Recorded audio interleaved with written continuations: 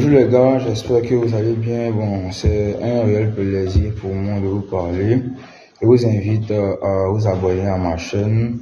Ici, on est là pour parler d'actualité géopolitique interafricaine, plus précisément en Côte d'Ivoire. Nous allons aborder un sujet très important pour nous, qui est en fait le taux de croissance du produit intérieur brut et son impact sur la vie en fait des Ivoiriens. Comment je peux définir en fait de manière brève le produit intérieur brut? Le produit intérieur brut est tout simplement l'ensemble des richesses produites par un pays sur une période donnée. On peut mesurer le produit intérieur brut par mois, par trimestre, par an.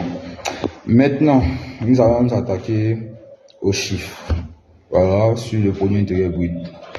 D'après les données publiées par la Banque mondiale, le produit intérieur brut en 2013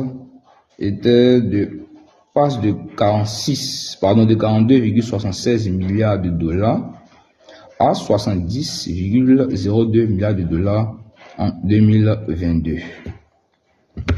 Bon, si on se base sur cette première phase, ça veut dire que si le produit intérieur brut représente l'ensemble des richesses produites par une nation sur une période donnée, ça veut dire qu'en 2013 et 2022, les Ivoiriens sont devenus de plus en plus riches. En gros, on est de plus en plus riche, on vit de plus en plus mieux, et on va dire qu'on a de quoi s'offrir ce qu'on désire. C'est le cas. Donc, si par exemple on passe de 1 à 5, de 5 à 8, de 8 à 10, au fur et à mesure qu'on avance, il y a une certaine évolution. Et c'est ce qu'en fait ces données traduisent. Et on a encore une évolution constante jusqu'à aujourd'hui.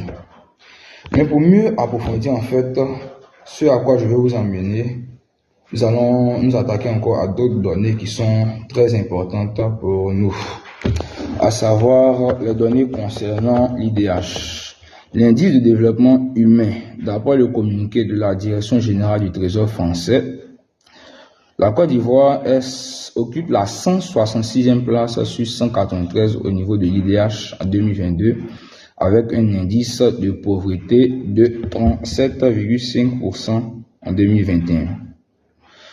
Encore au niveau de l'inflation, l'inflation en Côte d'Ivoire passe de 4,2% en 2021 à 5,2% en 2022. Et la dernière donnée sur laquelle je veux chuter, c'est les données sur l'endettement. L'endettement en Côte d'Ivoire représente 38,4% du produit intérieur brut en 2019 et passe à 58,1% du PIB en 2023, soit une augmentation de 20% en seulement 4 ans. Je vais me tromper, mais j'ai comme l'impression que les données qui suivent là, que je viens de citer en dernière position, IDH, inflation et endettement, il y a comme l'impression qu'il y a une légère ou une certaine contradiction avec le produit intérieur brut. Mais attendez, on nous dit que le produit intérieur brut, c'est l'ensemble des richesses qu'on produit. Et que ces richesses qu'on produit chaque année augmentent. Donc, mais si ça augmente, ça veut dire qu'on devient de plus en plus riche. Mais dans quel coup, le niveau de vie est bas, l'inflation augmente et l'endettement également augmente au lieu d'être revu à la baisse. Ça veut dire qu'il y a un problème. Parce qu'on a comme l'impression qu'il y a une confusion entre le taux de croissance du PIB qui est présenté théoriquement comme un indicateur qui nous montre que tout va bien en Côte d'Ivoire et les 3 derniers indicateurs. Donc en réalité, le PIB seul n'est pas suffisant en fait pour traduire le niveau de vie des citoyens dans un pays. Je ne sais pas si vous me comprenez. On nous dit que par an, on devient de plus en plus riche. Mais en même temps, on n'a pas la capacité en fait de pouvoir acheter tout ce dont nous avons besoin. Donc, on se retrouve dans un cas où c'est comme si on me présente quelqu'un qui a beaucoup d'argent, mais qui n'a pas la capacité en fait de subvenir à tous ses besoins. Je vais prendre un exemple simple. C'est comme si j'emprunte 500 000 francs auprès de quelqu'un. Et la personne me dit comme ça que je dois lui rembourser en fait 550 000 francs dans 2 mois. J'ai contacté le prêt auprès de cette personne pour pouvoir en fait mettre en œuvre mes activités. Mais je ne prends pas ces 500 000 francs mettre en œuvre mes activités. Je prends ces 500 000 francs m'acheter peut-être un costume de, c'est pas 150 000 francs. Je m'achète, je loue peut-être un véhicule à 250 000 francs. Je m'achète, je vais maintenant me promener dans les restaurants les plus huppés d'Abidjan. Et lorsqu'on me voit, je parais riche. Voilà, je suis bien habillé, je sens bon, je suis dans un véhicule. Donc, je parais ne pas avoir de problème. Or, à la fin, je dois donner 550 000 francs à la personne vis-à-vis de qui j'ai contracté le prêt. Et à mon avis, c'est le cas que présente la Côte d'Ivoire. Parce que on a l'impression que tout va pour le mieux, de manière globale, mais en interne, ça ne va pas. Ça ne va sûrement pas. Et je dénote en fait l'un des grands problèmes de cela. C'est pas seulement en Côte d'Ivoire, c'est un cas qui peut s'étendre à toute l'Afrique. C'est en fait le manque de valorisation de l'initiative locale. Parce qu'en Côte d'Ivoire et en Afrique généralement, on a des talents, des gens intelligents, des experts dans certains domaines d'activité.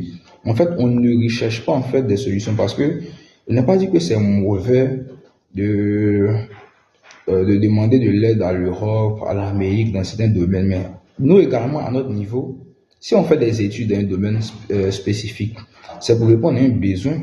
Donc, on a des gens ici qualifiés qui vont nous permettre, ou qui peuvent nous permettre de répondre à un besoin, mais qui ne sont pas en fait mis en avant et qui ne sont pas, je dirais, subventionnés.